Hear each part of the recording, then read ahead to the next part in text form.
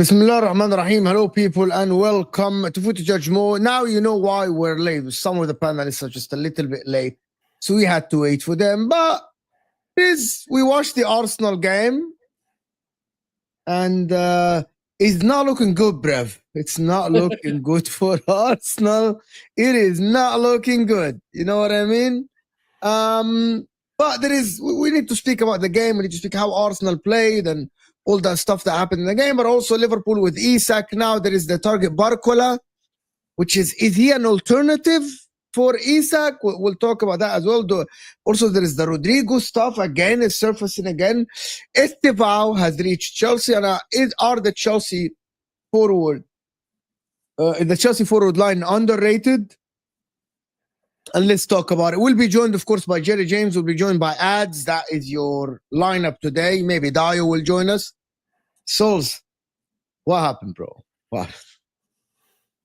I mean, it's one of those games, and it like what the issue. Look, the issue is it's hard for me to lose my head because it's a pre-season. I understand people are going to use it as a sort of benchmark to understand what kind of ideas and what tactics and what plans are going to go into next season with.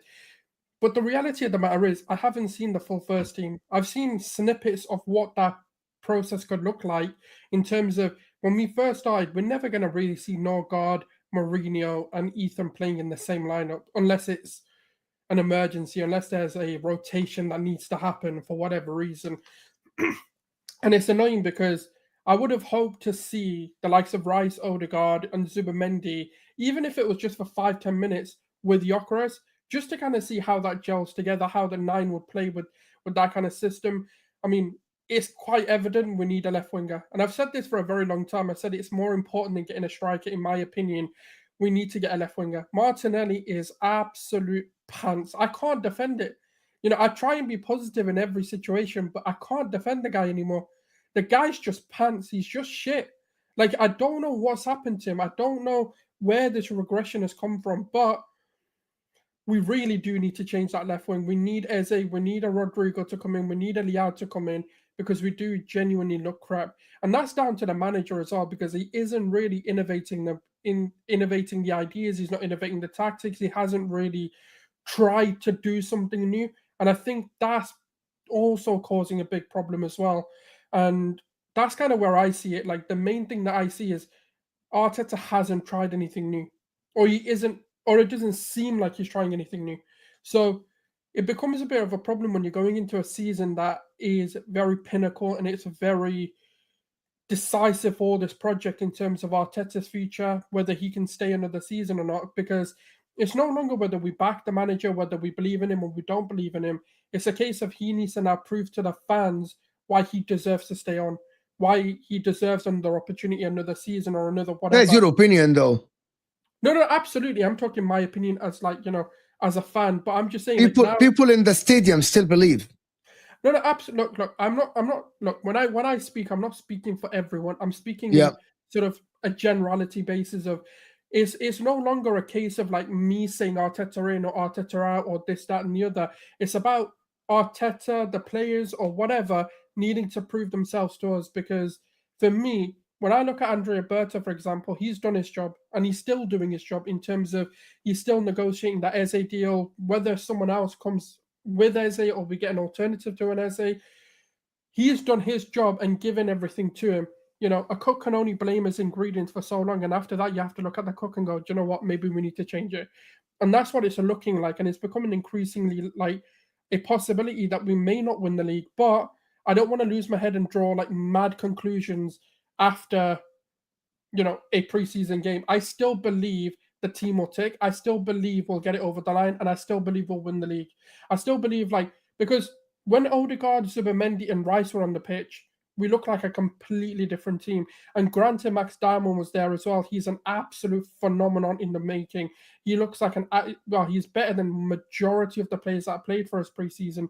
But at the same time, that starting midfield with Gyokeres would have cooked. I think we would have won that game if he had actually started the 11. And that's what I'm looking at Saturday for, because for me, this game is like, yeah, cool. It's your last minutes to get those fringe players minutes, people who aren't going to get many in the season, so they're going to give them minutes now. But for me, if that game on the weekend, we don't see the first 11, I'm really going to question what the fuck Arteta's doing, because we need to get some cohesion now, because we bought way too many players to just keep chopping and changing it. Now, I understand friendlies are there for that, but we need to see a game where they all start. And I'm talking Odegaard starts, Rice starts, Zubimendi with Gyokeres. Now, whatever you want to do on the left-hand side, go ahead and do it. But we need to see the first 11 or the majority of that 11 play this weekend to really judge what we're going to do. Because without that, it's hard, because Odegaard isn't Zubimendi. You know, Moreno isn't Declan Rice. Ethan Nwaneri, as good as people think he isn't Odegaard. And that's the kind of case with it. And Moreno isn't Gyokeres. So it's, I don't know, man. It's hard for me to sit here and really lose my head and lose my shit. But I'm trying to be balanced and go, do you know what? The manager does need to be innovative. But I'm going to judge that part once I see the 11. Guys, hit that like button, people. Arteta's poor tactics will cost us the league.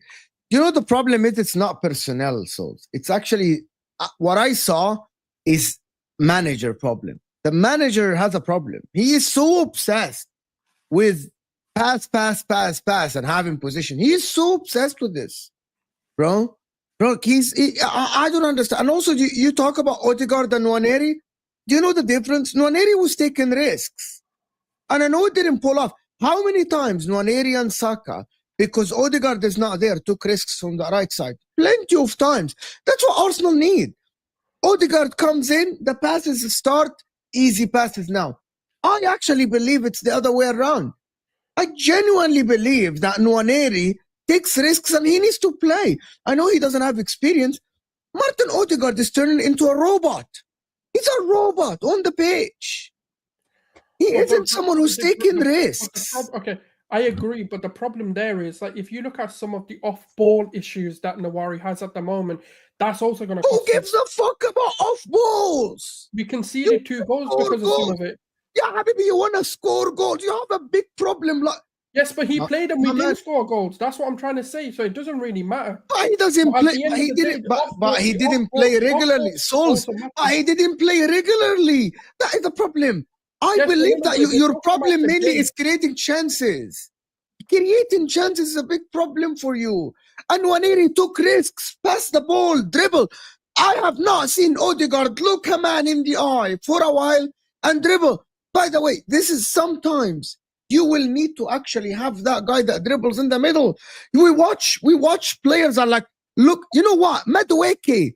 I saw Madueke coming on the pitch, looking a defender on the eye and like, I'm taking you on, and he's taking him to the byline. Some of Arsenal's players are so robotic. about they never take risks. It's unbelievable. Like, I'm watching the game and I'm like, bro, take risk. Please dribble someone. It doesn't matter if you fail. It doesn't matter. Just do it. Just make the opposition think about the next play. You know, when I played football, Wallah al-Azim, that's one of the things. If a winger or a midfielder doesn't dribble, all what the opposition do is usher. It's called contain. They contain and they force the next pass.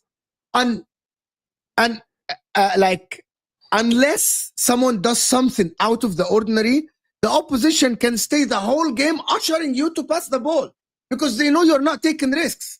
The only guy that took risks is Nwaneri and Saka in the first half. Saka took the guy to the line about 5-6 times in the first half. Odegaard comes in and it's turning into a passing game. Everyone passes the ball around. You know, we want to keep the ball. I think that is your problem. And you think you can win games with this? Yes, you can. But some games are closed. No, but I agree. I am not sitting here and saying that Nawari shouldn't be playing or he shouldn't be featuring. What I'm saying is the reason why Odegaard will be playing and be starting ahead of Ethan is the off-ball stuff, and we may not see the importance of it. And yes, we need the Maverick. Yes, we need off-ball thing again. Obsession with off the ball and control is off the ball and controller. Yeah, it doesn't matter off the ball. Okay. So we conceded 3 of the goals because of our poor off-ball movements. Off-ball press wasn't there. So what do we do? Just like, okay, give that all up and go, do you know what? Fuck our defense for a second. Let's just go be Mavericks. No, we have to have the balance. Yeah, you know when Timber play, you know when Zubamendi plays in that middle, you know if Declan Rice play, you know you're not gonna get caught in transition like this. You know that. You know that you're not gonna get caught in transition like this. Souls, you know. The Arsenal defend in a very high line. You defend in a very high line in the league. Arsenal have the most touches in the third, in the opposition's third or whatever that is called, right? Than anybody else in the league. That means your line is always high, right? Your line is always high. But my point about this, you know what Arsenal's problem last season? Now, by the way, go check it out. If people want to check Arsenal's touches, Arsenal touches the ball the most, right? I went and checked it, maybe second, right? You know what the problem is? It's not defense. It's creating chances. You don't create enough chances. But even let's go with that narrative, right? When Odegaard came on, he created chances. The problem is the attackers didn't take them. He put Martinelli through 1-on-1. There was plenty of opportunities when the first team midfield came on. Now, I agree. Yes, Ethan, alongside maybe Rice and Zubamendi, does do better. I am not saying don't play him. I think people are mistaking me. That's why you need Eze. You know you need Eze, right? And you know you need Eze not on the left.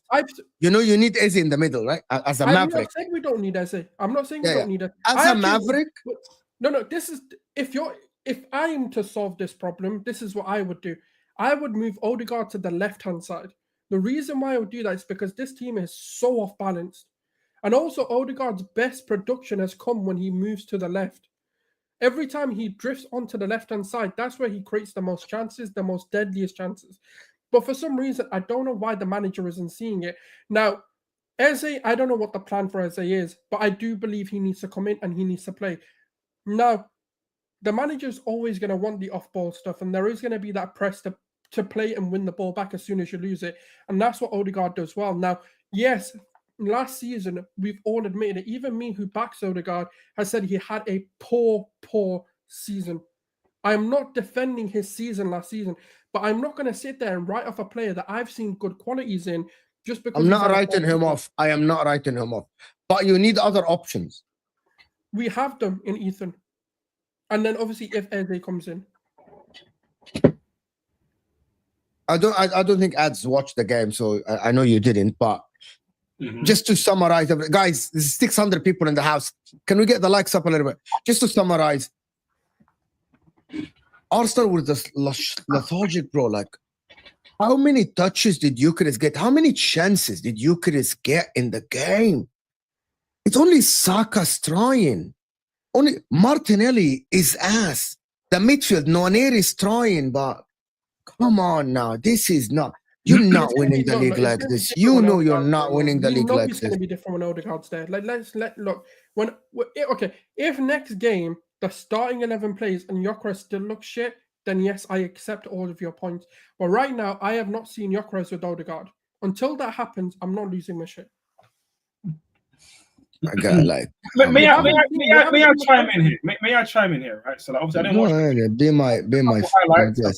I've heard some things about it online, right? And like, it's funny seeing some of the discourse. Bear in mind that I didn't watch this game in full, but people say all the same things that I've been saying for the last. Again, I've been saying it for a while, but I've said it on this show for the last couple of weeks. And I talk about this question marks over this Arsenal side. And again, I get it. It's pre-season. I get it. There are still a good team, some good players. I get all of that. But when I was saying that the midfield and the creativity is a big issue, people are like, "Oh, but we have Odegaard, but we have Saka." I'm like, okay, but like a striker doesn't fix the fact that you weren't creating a lot of chances anyways. Yes, we were seeing Havertz miss a lot of chances. Statistically, let me land. I'll let you guys talk for like a good 5 minutes before saying anything, bro. Like again, I saw you like creating some chances for the strikers, but I saw them miss some chances.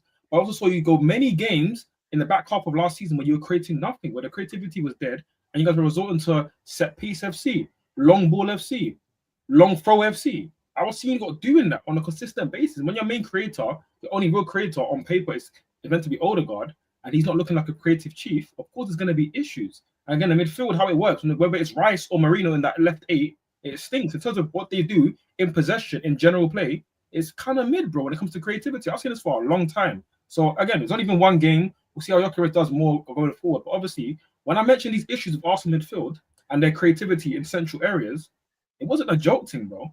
But now people have seen a couple of games against Tottenham. I watched the Tottenham game. The Tottenham game, it was bad, bro. The Tottenham game was really, really bad. Again, the lack of dynamism, the lack of people taking risks. Again, everything that Mo's been saying is what I've been saying for time. And I saw it in the Tottenham game. I'm hearing this what it's like in the Villarreal game. But if you're going to play like that for most of the season, then you're not winning the league, like I've been saying. Arsenal are not going to win in the league unless there's some drastic changes to how you actually play. And listen, Gyokeres is a big signing. Eze will be a big signing if you get him. If you get Rodrigo, okay, that's a game changer. But with Arteta wants to continue playing how you've been playing the last 18 months, you're not winning the league. Yeah, that's exactly what I'm denying. That's not going to happen. If we're going to go off of pre-season, it's ludicrous. That means Liverpool's defense isn't good enough to win the league. If we're going to do these hyper statements, but 100%, 100%. But 100%. Let's go there. Like, if we're going to do these hyper extreme, I'm going to interject. Yes, you're right. Liverpool defense without Van Dijk look shit, and they do know that. All of them know this. Like Liverpool fans know that without Van Dijk, they look shit. There. We didn't have when that first starting in midfield came on. Guess what? We started to create a bit. Odegaard played against Tottenham and he was shit though. No, we've not seen our starting 11. We've not seen. Odegaard played against Tottenham. Was he not dead against Tottenham? We've not seen the majority of the starting 11 even play remotely together. And I get that, but I saw your 11 play for most of last season, and most of it attacking wise. Yeah. My point was even on the last show. We've been on one second, because how many times have I told you? How many times have I said we were about one at a time? We were poor last season. So last season isn't something I'm going to keep using as a bar, because that we know was a poor season. Saka had like an off season because of his injuries and stuff like that. Odegaard coming back off his injury and the kid and all of that sort of stuff happening with him. He was also poor. We're not denying that last season was, but it's an anomaly to what's going to happen. When we see Zubimendi on the pitch, we see a complete transformation of the team in terms of the intensity, in terms of how we're playing, the dictation of the game. When Odegaard's with it, today is the first time we've actually saw the three midfielders actually play together. And guess what? When they came on, regardless of what people think, they actually did create opportunities. The reason why people is because the attackers didn't do much with them. Now, Max Diamond, for example, multiple opportunities there for him. He obviously took those chances. That's why it looked a lot better as well. That's why I'm saying it. If on the weekend, right, we see, let's say even 90 or 80% of that 11, as in we see Raya, we see Saliba, we see Benjamin White or Urian Timbers, Miles Lewis-Skelly, and we see the midfield and Gyokeres. Now, the wingers can be whatever. If we can see that on the weekend and we still face those same issues where the intensity is not there, the creativity isn't there, then I'm all on board. Even if, let's say, for example, we have Zubimendi, Odegaard, and Marino playing, or if we have one of them missing, I'm fine to then say, you know what, that's enough for the ideas to take place. But at the moment, I'm not going to lose my head because I haven't seen the full team actually play together. Also, in pre-season, I'm not seeing any of them play at 100%. So I'm not going to lose my shit over it. Listen, I know nobody's expecting you to lose your shit over preseason games. I think everybody completely understands that. But at the same time, in the last show, we were talking about, we aren't watching what you guys are doing in training clips, but in training clips, you're doing this, you're doing that in terms of creativity, right? You were saying that on the last show. And I'm like, okay, cool. What I saw in the Tottenham game was not it. What I saw for the minimal of what I saw of this game, because again, I was coming back from work and the gym. It is what it is. But I'm not bad for being late, Mo. But it gets like that sometimes during the week. But again, from what I heard and saw from this game, it wasn't looking that good either. So again, I'm just saying, Arsenal have a really good track record right now, a really long catalogue right now of looking pretty mid creativity-wise and not scoring a lot of goals, not being that creative and relying on crosses, long balls, set pieces, and all of that. I'm just saying that that's going to take some time to change. And listen, of course you believe in Arteta, you believe in him for many years, right? You believe he's going to turn it around. Let's see if he does. But I'm just saying. I believe as well, Ed. I believe he's a good coach. I believe as well. I believe he's a good coach. I have watched. My problem is I have evidence to back me. I've seen Arsenal smash teams left and right. Yeah. Like for back-to-back seasons, I've seen Arsenal smashing teams. He has to make the choice to take the handbrakes off again. And will he do it? We have to wait and see. That's what I don't understand. Like they became obsessed with that passing game. Like it's like it went from Arsenal being so direct and being on the front foot in terms of creating chances to now I'm watching players having a man. Like when I learned football back in the day. That's disingenuous. When that first team midfield came on, we were more direct. Let's not like the narrative. Maybe, but the rest of the team is not. So you're telling me again? Hold on, give me a second. So you're telling me if Odegaard gets injured, you're gonna struggle again? It's a style of play. But I'm looking about a style of play. This is crazy. Look, I'm not even trying to defend that performance. But this is stupidly wild. Are we really sitting there and saying we're going to have 10, 15 games of Norgard, Moreno, and Ethan because we've got nothing else available? No, I didn't say that. But I didn't say. But let me. But I did. Hold on, Dio. But I didn't say this. That's the implication. But I didn't. Because what I'm saying is, if you're saying we're not going to be direct, if Odegaard's injured, only one player in them three is injured. So Ethan, we remain doing. You know what the problem is? I'm going to tell you the difference in terms of chances created. For example, if I'm looking at Chelsea have two players in the midfield that statistically create a lot of chances, which is Enzo Fernandez and Cole Palmer. That's statistically, by the way. After Enzo Fernandez got, after all what has ever happened to him, and last season we watched enough sample size to see him. At Arsenal currently is only Martin Odegaard on paper a chance creator. On paper, there's only Declan Rice is not a chance creator. Zubamendi is a deep line playmaker, which is he acts like a Caicedo or like someone like is deep line, like he's not a high volume chance creator because he's the guy building from the back, dictating the tempo and all the stuff. So I'm not sitting here and asking Zubamendi to give the forwards through passes every now and then to make chances happen. That is the 2-8's job, which is Chelsea's Palmer and Enzo, Liverpool, Wirtz and McAllister. That is what's going to happen. You know what I mean? It happened for other teams as well, you know? But for me, for looking at Arsenal, the chances only come from the side. The problem is the midfield is dead. Even with in terms of chances created, it always goes to the side and Odegaard brings it to the left. There is no like, tunnels, you know, like these channels open. Like I see Chelsea, Man City, and Liverpool, which is something I've seen Arsenal do before. You remember when Odegaard used to cut inside and play the through pass on the ground to an inside forward run? When he came on today. You know, that is what I'm looking for at Arsenal to go do again and again and again. This is why I don't get the criticism. He did that today. This is preseason again. And here's the thing I don't even understand. It's one thing to say, like, I like momentum. Basically, you know, momentum is a good thing because you can look at the team and say, all right, cool, you guys look like you're. But for me, I don't see anything that is wrong right now. Honestly, nobody was playing at 100%. And if they did and they got injured or something happened, you'd be sitting here right now saying, Mikel Arteta is so stupid for forcing the players to play so hard. Now they're injured.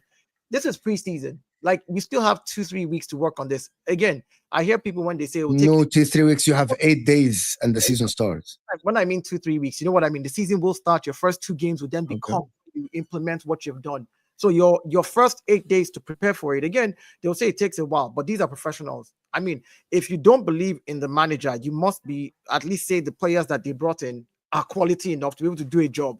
Are you telling me that if if Gyökeres clicks eventually, he's not going to score goals. We know he will. He is going to score goals. I'm sure he would is. say that if Zubimendi settles in fully, Zubimendi will not play well. We can tell that he will play well. So my point is, there's still time to work on those things. And the first couple of games of the season, which is for every club, is the same thing. The first 2 games of the season is where you know whether what you've worked on is implementing, is working or not. Now, you can talk about Mikel Arteta's style of play. I will not right now criticize any style because I've seen this guy change his style over the last 3 years. Every single season, the style has sort of changed. We don't know what he's going to come up with this season. So I'm not going to, make any comments on his style. But if I need to comment about anything from last season that has changed this season, I'm happy that they addressed the issues we had. Everybody here last season, the only thing we all said, let's be honest, if Arsenal had a striker, that was the noise we all made.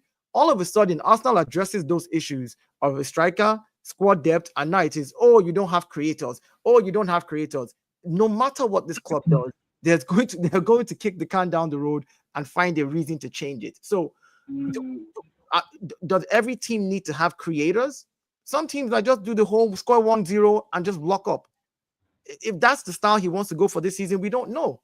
It might just be, it could be that. Again, look at the starting lineup today. Mikel Merino, that was not our original. And again, you see them subbing 6 players in at the same time. Some of these things are just for fitness sake. Let's be honest about it. It's good to win it and have momentum, but this doesn't say that the season is dead. Anybody who sits and looks at this game, okay, so maybe after we beat AC Milan, but I've watched majority of the games. I've watched the other games as well, and you played good in some halves. You played good in some. Liverpool lost to AC Milan. Liverpool season is over. They lost to AC Milan in their preseason. Their season is over. We beat AC Milan because if you lose in preseason, it can happen in preseason. Chelsea had a bad preseason last season. Wallahi, the result doesn't matter. Wallahi, results in preseason don't matter. We're talking about some of the same things that we saw that are a concern, that would have been a concern last season. Of course, we mentioned no striker, blah, blah, blah, but we also mentioned creativity was an issue last season. It could be an issue if it continues to be the same way. That's the only thing that we're pointing out. When I say a season over, again, again, I hear you. The window is not closed. This club has been known to bring in people like Mesut Ozil and Thomas Partey on the last day of the season. This same club has been known to bring in some bomb players on the last day of the season. So I'm not going to criticize the window until the window closes. This thing where Arsenal fans lose their bloody minds and just go, 10 more days to window, 5 more days. They haven't brought anybody. But this is the same club who brought you top-notch players who performed very well. People like Thomas Partey, people like Mesut Ozil on the last day of the season. So it's not impossible that they bring in another creative player on the last day of the season. And also we saw Ethan Nwaneri. That's another creative player who played today when Martin Odegaard was not playing. And he actually created chances. He was very creative. He took on his players multiple times. So let's not sit here and break down the whole squad and say we don't have any creativity at all if Odegaard is not there. That's a fallacy. That is a total lie when it comes to that. We saw a 15-year-old come. I'm not saying he's going to win us the league, but there are players that can play 15, 20 minutes. He's fantastic. He's amazing. So let's stop this ball. They don't have creativity once Odegaard is not there. It's a lie. I think Arsenal fans just want to be upset. I think rival fans just want to banter us, and we allowed the banter to get to us. You think I do shows to banter Arsenal? No. I said rival fans want. You're not the rival. You think I sit here on YouTube to actually just banter Arsenal? I said rival fans. Are you a rival? You're Inter. And I don't think Ads is that guy at all. I don't think Ads is that guy at all. He's a very objective person that actually speaks football. I said, you didn't hear what I said, Mo. I'm not accusing him. I said Arsenal fans, like a lot of Arsenal fans, have allowed rivals who banter them to get to them, and then they criticize their squad, refusing to look at what the squad genuinely has. Right? You talk about creativity. I just mentioned 3 different players that can play in that same position. If you bring in Eze, fair enough. That's another additional player. But this idea that without Eze, the season is over, or this idea that we lost again to Villarreal today means that the season is over. So for me, no, it's not over. But I don't think that Arsenal. Okay. Let me just I don't think that this Arsenal without Eze will win the Premier League, especially if Liverpool. I think as much as I backed Arsenal in the beginning of last season, and I said Arsenal are favorites, and I said City with them and Liverpool are third, and we turned out to be wrong. Circumstantial. We all know what happened in the season, and Mohamed Salah and Liverpool had a great season. Yeah. I might be proven wrong by Arsenal, but the signs are not telling me this. I am watching the same exact lethargic Arsenal of last season. You know what I mean? And it was I'm watching the same thing. And it's not only me. Gunnar Souls came here and said, I hope that this is not how we play in the season. I doubt if we'll play like this in the season. Again, you can't go 100% some of the preseason games. I mean, Mo, you've played football very well. I've done other type of sports, right? I did judo. When you're training the day before your main fight the next morning at 5 a.m., you don't go all out so you don't sprain your shoulder, break your wrist, hurt yourself, because you know that you need your body 100% for the main thing. Like, that's where you go all out. In preseason, it would be stupid of these players, which is why when I saw the squad, I just smiled. I was like, hey, that's cool. Like, this is not the midfield we're going to play regularly anyways. You know? So for me, at the end of the day, is that me or someone is calling somebody?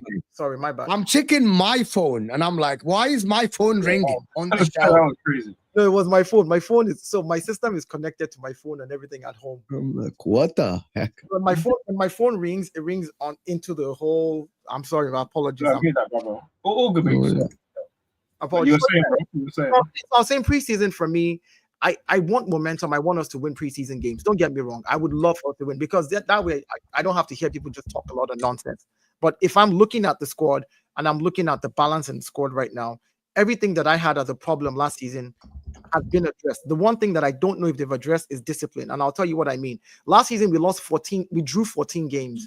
Out of those 14 games, 6 of them we played with 10 men, which was 6 of those games were 10 men, which is 6 red cards. That's indiscipline to me. I don't care about refs. It's indiscipline for you to get a red card. It is indiscipline. If we can deal with those discipline issues, coupled with the fact that we brought in a striker, we've shored up our defense, we have a better squad depth. I think the in-game management, the squad we started today would probably be our B squad. I mean, we're 2-1 down by halftime. That's the B squad. When some of the main players came in, including some youngsters like Max Dahman and all of them, it went up from 45% of the chances we created in the first half. In the second half, when they came in 65%, we just didn't take them. And by that time, we had even taken out our striker. Guess who was striking? Mikel Merino. So again, I looked at the game and I was like, you know what? I wish you would just play the first 11 and let's see what they can do. But again, as a manager, you're like, the league starts in a few days. I play my first 11 against Villarreal and Saka gets something. This one gets a knock. Everybody's just going to get minutes, fitness, which is good. But I want us to win these games. So, we'll see what happens with the final preseason game. I just don't think that I don't subscribe to the idea when people say, oh yeah, there's no creativity without Odegaard.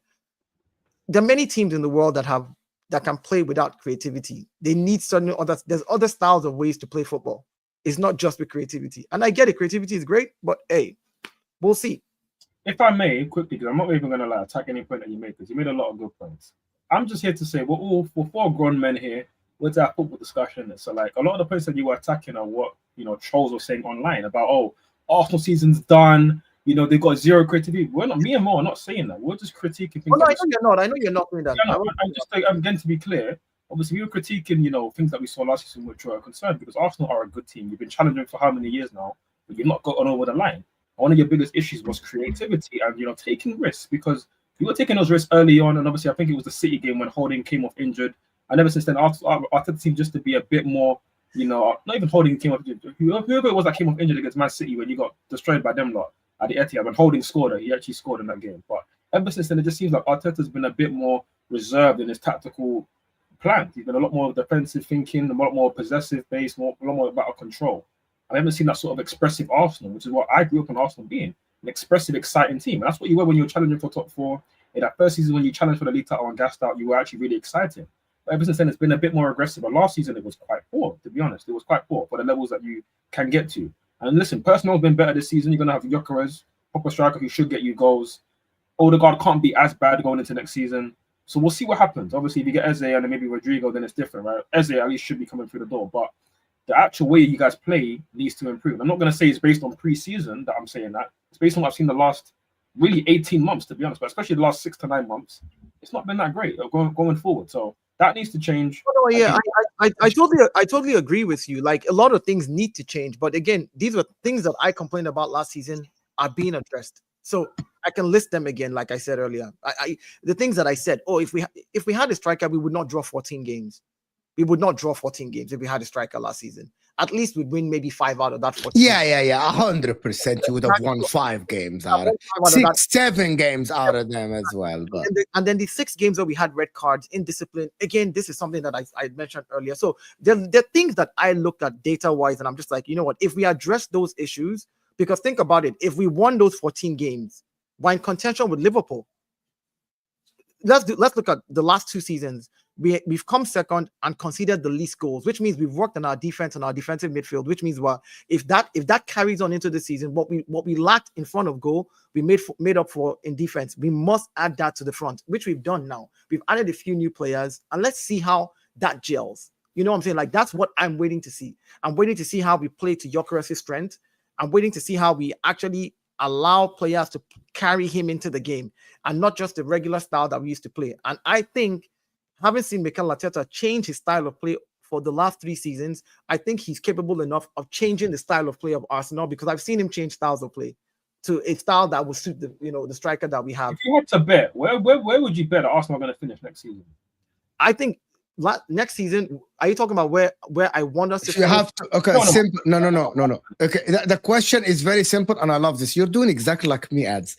If you have a cousin that has his last $500 in his life, and he has to feed his kids, and he has to bet that to pay his mortgage, where would you bet that Arsenal would finish next season? I don't tell people what to do with their money. If I had my last $500 and I needed to bet it, if I needed to bet it again, politicians. No, I don't. I'm saying Sorry, bro. You know I'm playing. You know that it's a hypothetical question. That's what I'm saying. I said make it. I'm a Muslim, and I don't bet at all. It's haram for me. So, but I can say.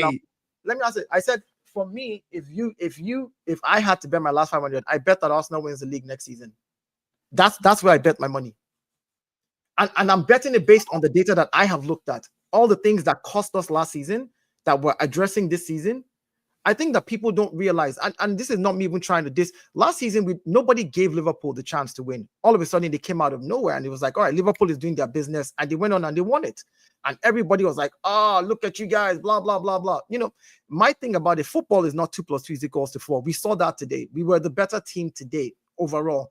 2 stupid mistakes cost us goals, and that's our fault. Again, that has to do with discipline. They're shielding the ball in front of the goalkeeper when you should kick it out of the entire place. As a defender, you shouldn't think that way. These are things that they need to address. So my thing is, I believe that as professional players and as a club, they know better than what they did today. So if you ask me who I'm going to bet on, I'll bet on Arsenal. That's my club.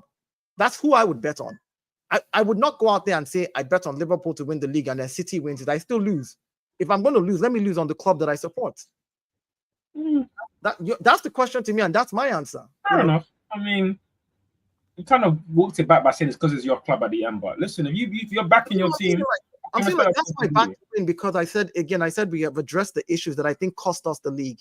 That's my reason. My reason is I think we have addressed the issues that cost us the league last season. A striker last season, everybody said this by December. If Arsenal had a striker, Arsenal would right now be competing. Last season, though? No, that was the season before.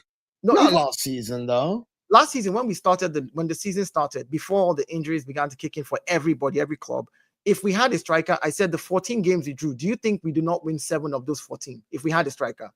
Those were games that we just needed 1 goal. What happened to him? What happened to me? What happened to him? You're fine. It's just he cut off. So someone cut his internet for chatting shit. It's like, what happened to Dio? And I'm like, what the fuck? The Arteta guys, like, hey, they're all there for.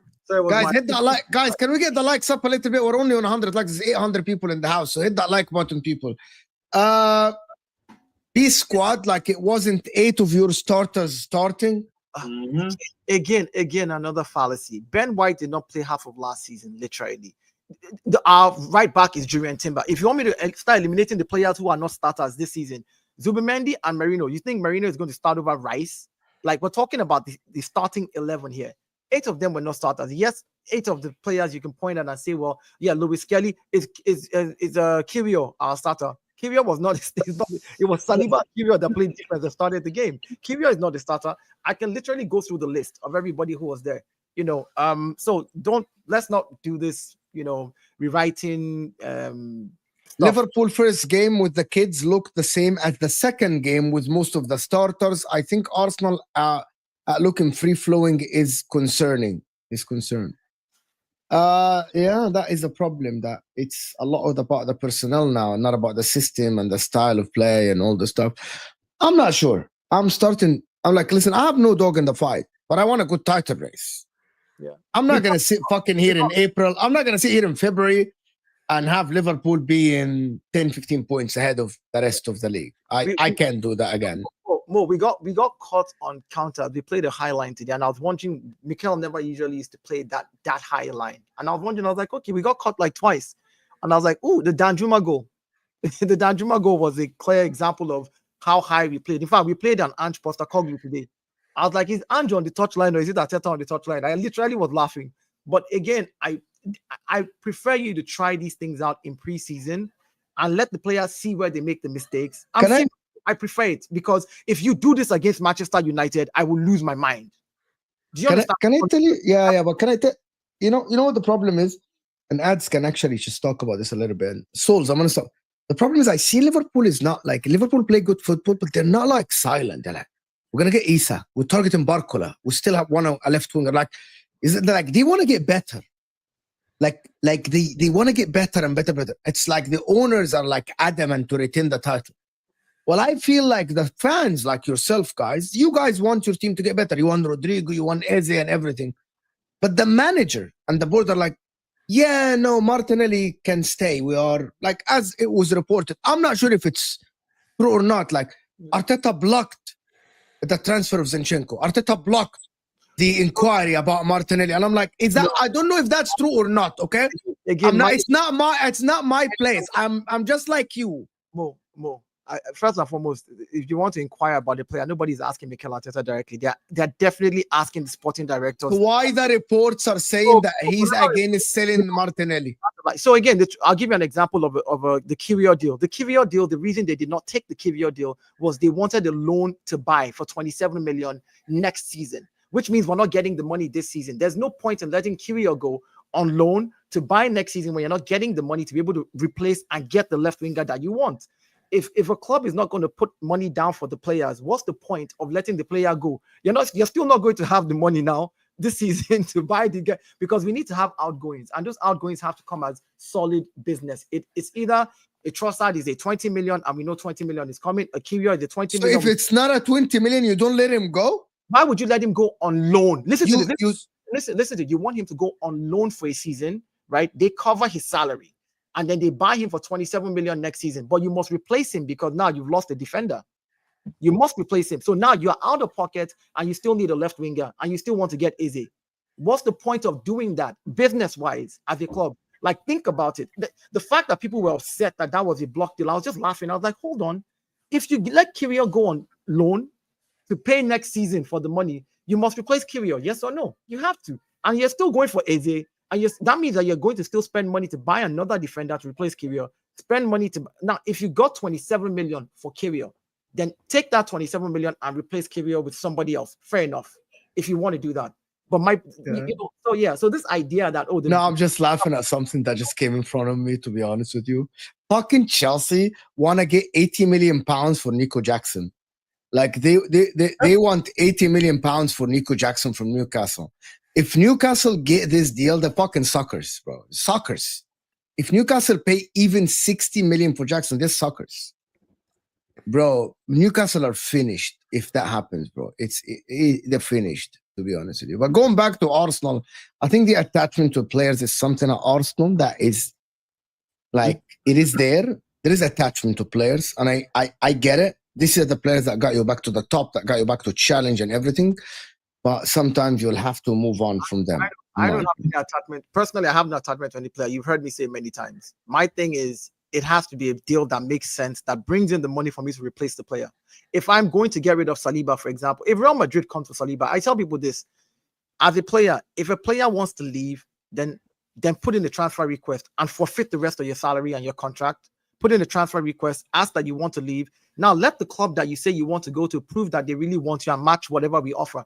For example, this Alexander Isak issue, right? If Isak is serious, put in a transfer request and tell Newcastle, I don't want the rest of my contract and my salary. We saw Gyökeres do it.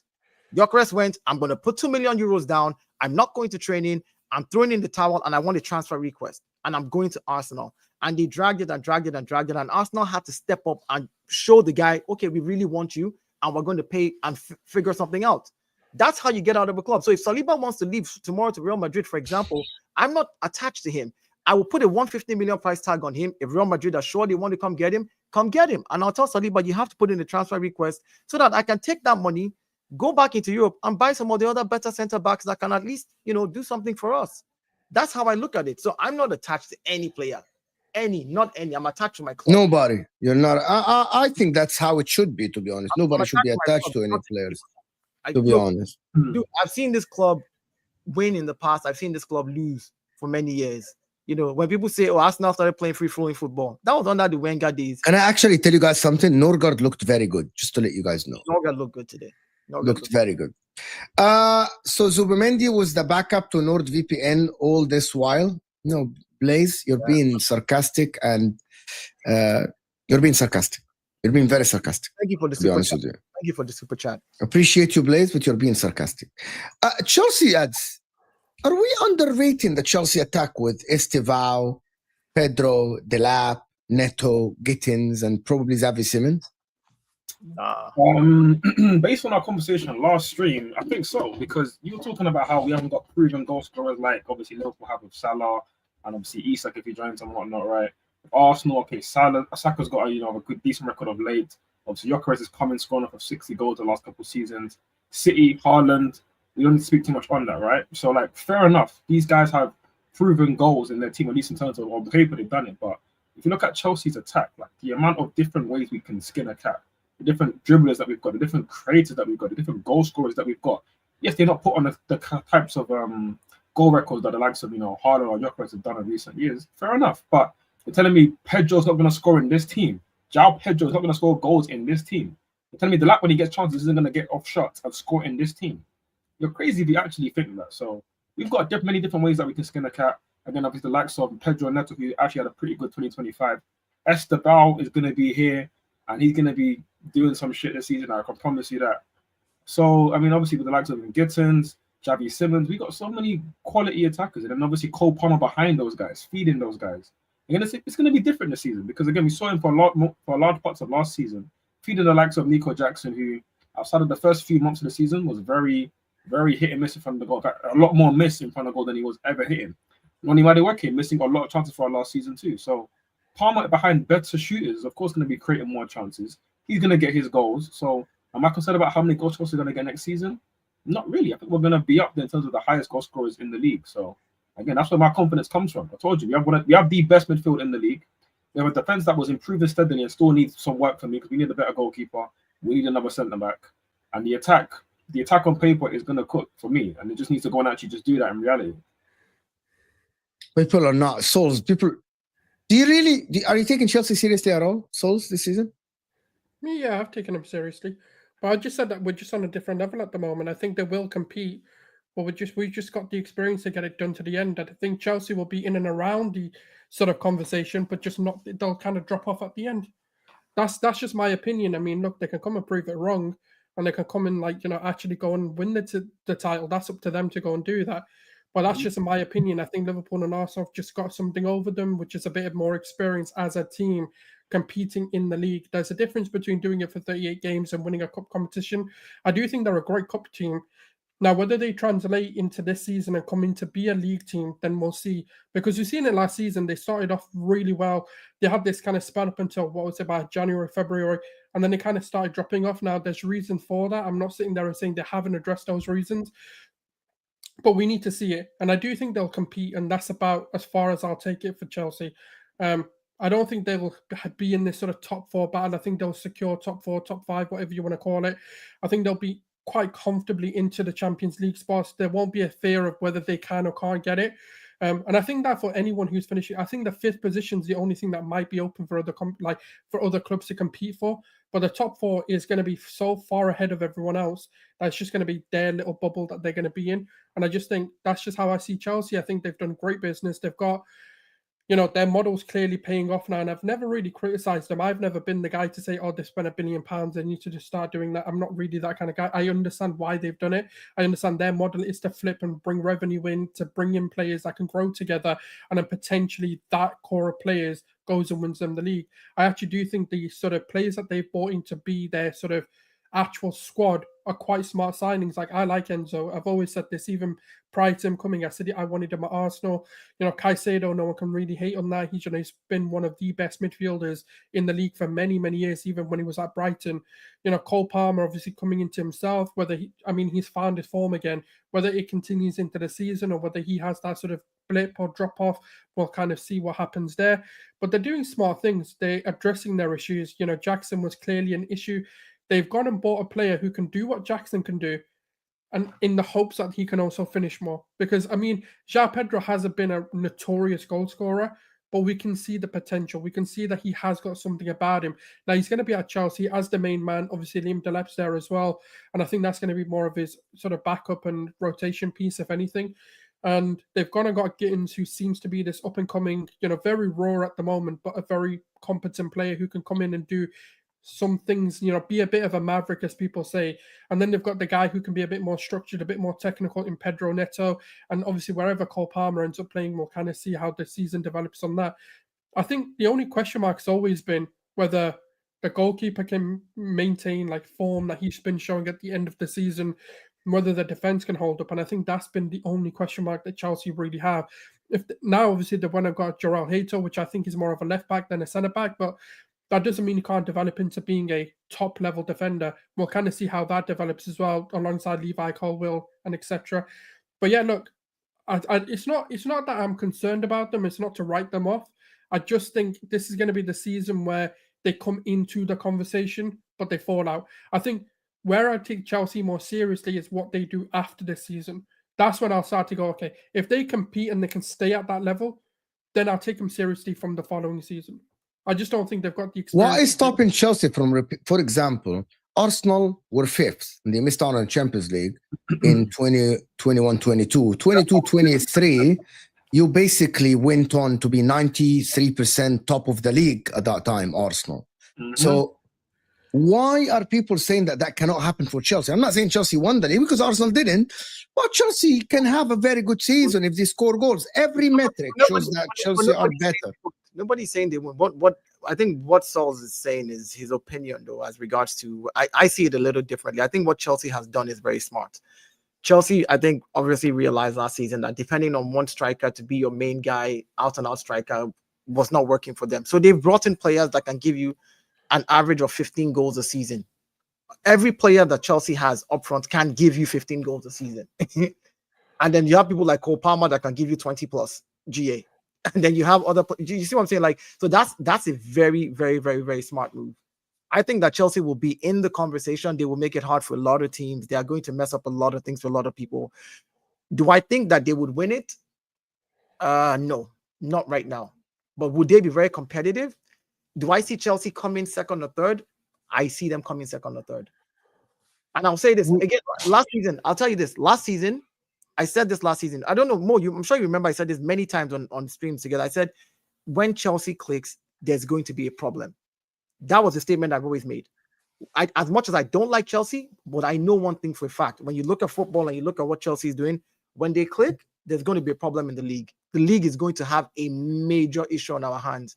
Forget the Cities, forget the Liverpools. When Chelsea clicks eventually, because what Chelsea is doing is buying some of the better players for the future and keeping them in-house, and they're growing together. When all these guys begin to explode at the same time, it's peak for us. It's peak for a lot of teams. You know, do I think it's this season that they'll explode? I don't think so. But I do think that they will be in the conversation heavily. And I think they'll be in the conversation up until maybe March, April. I think they will be in that conversation. It's going to be scary this season because look at all the top teams. Everybody's trying to get like really, really, like majority of the best players in Europe are all in the league this season. Majority of them. If you're talking strike-wise. I actually think that that's scary. Chelsea can be a problem this season, not next season. Just this season, actually. There'll be a problem this season, but I don't think they win it, is what I said. There's a difference with, I didn't say they are not going. Chelsea will fall off and be 5th, 6th. No, I put Chelsea 2nd or 3rd. I think Liverpool are going to struggle this season. Everybody thinks it's crazy, but again, coming off a season where you did not think you were going to win, and then going top heavy on your attack and your defense. Look, Liverpool for me are one Konate or Van Dijk injury away from collapsing. Because if you look at them, majority of their strikers and their forward players don't track back to help as much. They don't. But the window's not over. They're linked to centre backs. No. That's what I said. I'm saying looking at the squad right now. Of course. Did he just say that Liverpool will struggle this season? That is ridiculous. I know Ads is about to sleep. And No. They will struggle. Did he just say that Liverpool are about to struggle this season? Finish what I said. I said they will struggle in their defense. I said they are one Konate or Van Dijk injury away from collapsing. You are assuming that they won't sign a defender. I said right. No, I am not assuming that. I'm saying if I'm looking at the squad now, as of today, they haven't signed a defender. They haven't. I'm saying right now, as of today, the same way Arsenal hasn't signed a left winger. As of today, Arsenal will struggle on the left if we don't bring in a left player. Winning the league then. Okay, if Liverpool currently are going to struggle, Arsenal are going to struggle currently, City are going to struggle, Chelsea are not ready. Okay, who's favorites to win the league then? That's not how they do Man United. You can't. Is that Man United then? It's like I don't understand the point here.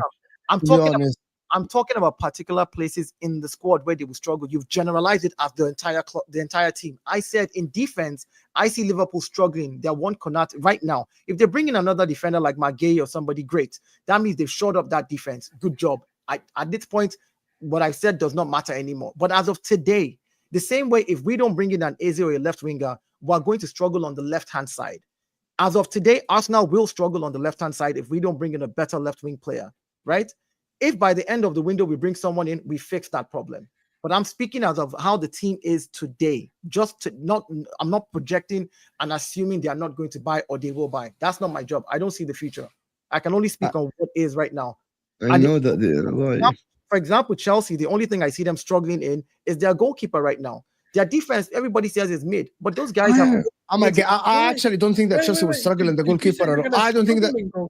I said their goalkeeper is the guy that if they don't get a good goalkeeper, that guy is. I don't think they're gonna struggle. That is the narrative that some of the Chelsea fans said. Sanchez have improved massively since April. The mistakes that he makes, everyone makes these mistakes. He is limiting these mistakes, but I think he's saving more than these mistakes. You watched him in the Club World Cup; he was phenomenal in goal. In terms of shot stopping. Say again, do you think that if they got a better goalkeeper than Sanchez, you know what that means? And I think if Arsenal got a better striker than Gyökeres and Isak, I think you'll be better. We can do better than every. There is that.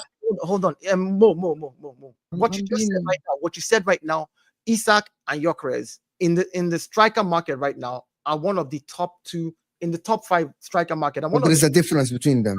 No, I'm not saying there's no difference. I'm just saying in the striker market, I'm not comparing them. Mo, you said if Arsenal got somebody better than Isak or Gyokeres, who is better than Isak or Gyokeres that we can get right now? No. I think if you got Gyokeres, if you got Isak instead of Gyokeres. Hold on. In the goalkeeper market, there's goalkeepers better than Sanchez is what I'm saying. Yes or no? So if they get a goal, that's all I'm talking. I'm not saying that Sanchez is a bomb. I have not said Sanchez is. I said he's the weakest link in that Chelsea lineup that I see. Of everything that everybody talks about Chelsea, that place, the goalkeeper's part, is the weakest link that I see. I'm not saying that he's a bomb, but in every strong team, there's always a weak link. In Arsenal's team, our weakest link is on the left side. We can see it clearly. We all know it. So why can't I point out another one? I'm not. There is a problem at Chelsea, guys. Laughing my ass out loud. I'm excited to see my team struggle. Fonzie is saying, big up Fonzie for the joke. Hit that like button, people. Chat, guys. We can get to 500 likes. There's still 800 people in the house. So listen, I'm just gonna end it here. Jerry couldn't join, guys, because of like a traffic accident or something like this that happened. That he just got he couldn't make it home. I will see you guys tomorrow on the cooking lounge. This will take you to Sam's stream where he has Dayo and Ahmed and some other people as well on his stream. Ads, big up for joining, my man. Hopefully, Chelsea will do the business soon, and we'll get like Xavi Simons or someone so we can talk more. But the attack, the season is about to start. We're gonna do this more often, but just when the season starts, guys, and there is more football to talk about. The problem is Chelsea and Man City have not played any preseason games. Chelsea have one preseason game actually before the season starts. They don't need to. Chelsea just had Club World Cup preseason. Yeah. They played preseason already. They've shown you what they're coming to do in the league. Yeah. They went out and they won. That's what they're coming to do. So hey, like I said, they're going to be a problem. They are going to be big this season. Hit that like button, guys, before you guys go. I will see you guys on the next stream, and we are out of here, people. Wow.